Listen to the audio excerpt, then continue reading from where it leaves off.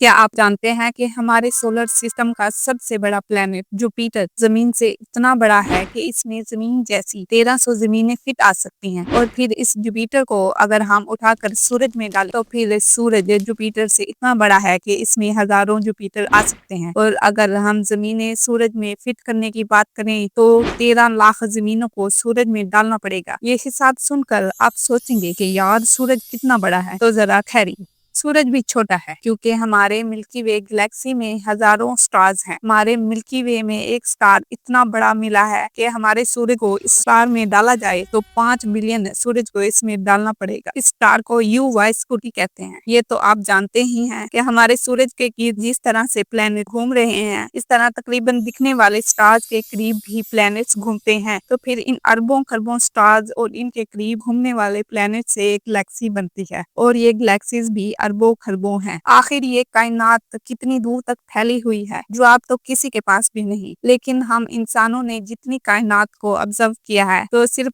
Observable universe में भी इतनी पुरअसरार चीजें मिल चुकी हैं और मिलती रहती हैं जिनके बारे में हमें मालूमात नहीं होती। वो हमारे लिए पुरअसरार बन जाती हैं। और अगर स्पेस साइंस में हम पुरअसरार चीजों के बारे में बात करें तो उनमें से एक है ब्लैक होल।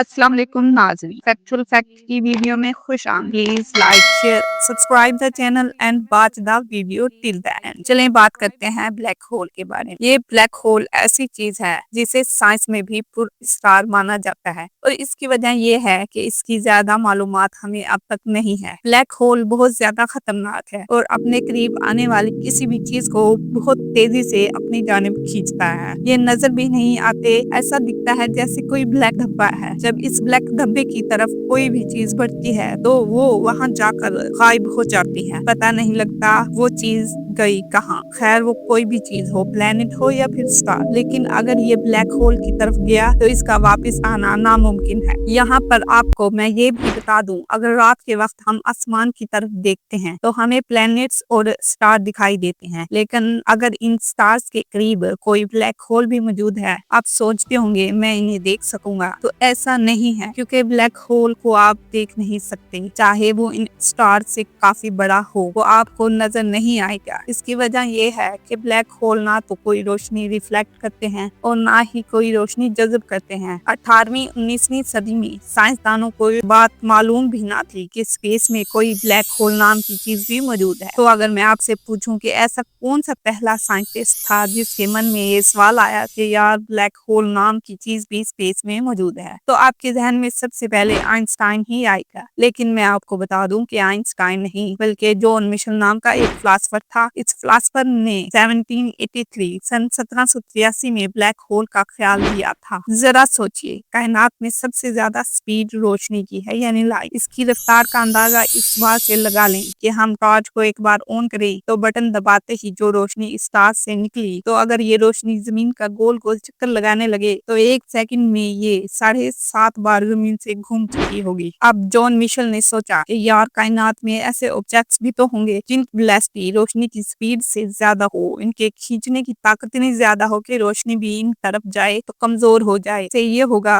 कि रोशनी वापस ही नहीं आएगी, यानी वो रोशनी को रिफ्लेक्ट ही नहीं करेगी। तो ऐसे कोई ऑब्जेक्ट्स मौजूद हैं जिनकी एस्केप वेलोसिटी रोशनी से ज्यादा है, तो फिर वो हमें नजर ही नहीं आएंगे। क्योंकि जाहिर सी बात है, हर चीज हमें जब नजर आती है, जब इन पर रोशनी पड़ती है तो वो रोशनी को रिफ्लेक्ट भी करते हैं। रिफ्लेक्टेड रोशनी जब हमारी आंखों पर पड़ती है तो वो हमें नजर आती है, लेकिन जब एक चीज रोशनी को रिफ्लेक्ट ही नहीं करेगी तो हमें नजर कैसे आएगी। अब जॉन मिशेल को ये नहीं पता था कि ये क्या चीजें होंगी। इन्होंने जाहिर किया कि हो सकता है कि ये स्टार की एक किस्म हो, तो इन्होंने इन्हें ब्लैक स्टार्स का नाम दिया। ब्लैक स्टार के नाम पर साइंसदानों ने काम शुरू किया। आइंस्टाइन वो पहला साइंटिस्ट था कि जिसने इस थ्योरी पर अच्छे से काम काम शुरू किया और 1916 में आइंस्टाइन ने फिजिक्स के असूलों के मुताबिक जाना कि वाकई ऐसे ऑब्जेक्ट्स मौजूद हैं। फिर आइंस्टाइन ने कई सालों बाद 1939 में इस थ्योरी को फिजिक्स के असूलों के मुताबिक बाकायदा साबित भी किया, लेकिन फिजिक्स के मुताबिक बताने के बावजूद हमने इसे स्पेस में देखा नहीं था। लेकिन फिर 1974 में पहली बार दो अमेरिकन एस्ट्रोनॉमर ने रेडियो टेलीस्कोप का इस्तेमाल करते हुए हमारे मिल्की वे गैलेक्सी के दरमियान में एक जगह को फाइंड किया। इन्हें वहां एक ब्लैक धब्बा दिखाई दिया, लेकिन तब भी ये ब्लैक होल सही से कैप्चर नहीं हुआ। लेकिन ये बात कंफर्म जरूर हो गई कि ब्लैक होल वाकई मौजूद हैं। और बिल आखिर कुछ साल बाद साइंसदान इस काबिल हो गए कि ब्लैक होल की तस्वीर भी ले ली। ये तस्वीर दूर नहीं बल्कि 2019 में ही ली गई। ये जो तस्वीर आप स्क्रीन पर देख रहे हैं, ये ब्लैक होल की एक ओरिजिनल तस्वीर है। और आप अब सोचेंगे कि मैंने कहा था कि ये तो रोशनी रिफ्लेक्ट ही नहीं करती, तो फिर ये तस्वीर कैसे बन गई? तो जैसा मैंने आपको बताया कि ब्लैक होल के करीब कोई भी चीज चली जाए तो ये अपने अंदर जज्ब कर लेती है। तो फिर स्टार तो अपनी रोशनी बनाते हैं, तो ये स्टार जब किसी ब्लैक होल के करीब जाते हैं तो वो ब्लैक होल इन स्टार को तेजी से अपनी तरफ खींचता है और ब्लैक होल बहुत तेजी से इन स्टार्स को अपने अंदर घुमाते हुए गायब करते हैं। हमें दरमियान का नहीं पता, लेकिन साइडों से जो रोशनी गायब होती है तो इस गायब होती रोशनी से हमें पता चलता है कि यहाँ पर कुछ तो मौजूद है। अब जो तस्वीर आप स्क्रीन पर देख रहे हैं, ये भी कुछ